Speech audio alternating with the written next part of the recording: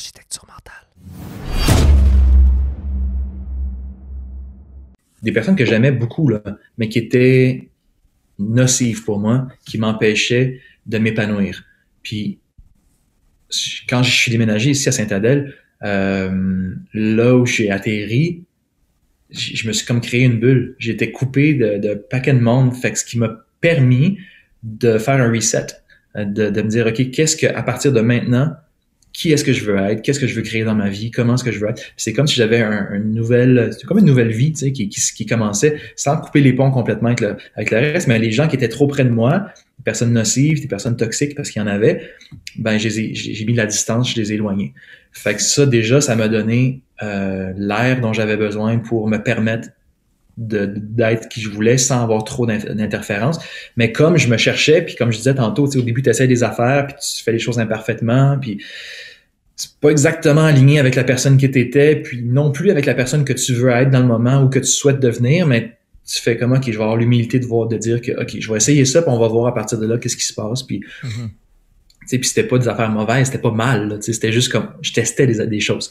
Fait que à un moment donné, j'ai un ami qui m'a juste dit comme lui, ça m'a fait mal, c'est sûr, mais il m'a dit, écoute Sylvain, je peux pas adhérer à ce que tu fais. Dans sa tête à lui, j'étais en train d'abuser de personnes faibles pour faire de l'argent sur leur dos. My God! Ouais. Alors que c'est complètement le contraire que tu fais. C'est ça qui est drôle.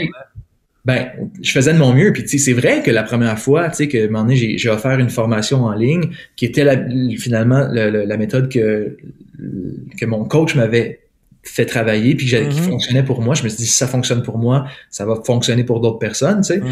Mais fait que j'ai lancé ça, mais quand on a ouvert les inscriptions à la formation, au début, t'es plein de doutes, puis t'as toutes les pensées limitantes. Fait qu'au début, on appelle ça le syndrome de l'imposteur. Absolument. Il vient kicker in solide, là. C'est comme, OK, tu vois que, OK, il y a quelqu'un qui a acheté. OK, il y a une autre personne qui a acheté. OK, il y a du monde qui ont acheté. Puis là, c'est comme, OK, est-ce que j'ai jamais fait ça avant?